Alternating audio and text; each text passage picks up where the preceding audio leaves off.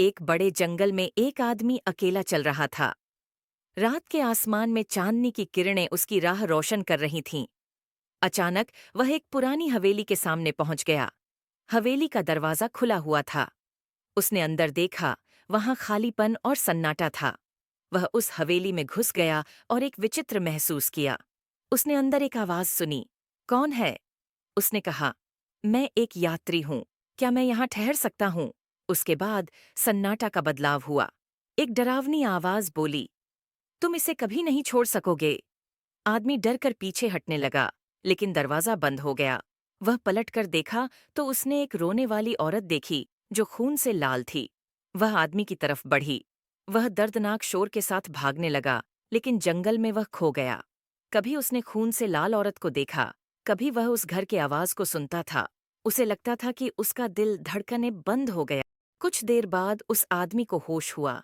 वह खून से भीगा हुआ था और उसने देखा कि अभी भी वह जिंदा है।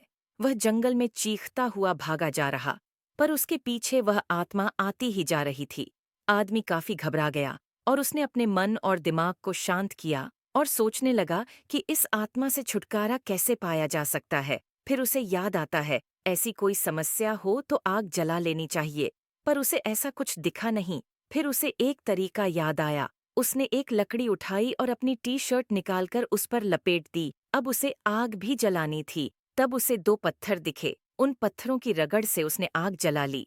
अब उसके हाथ में एक आग से जली हुई मसाल थी। वह चला जा रहा था, पर आत्मा उसके पास नहीं आ रही थी। फिर उसे याद आएगी।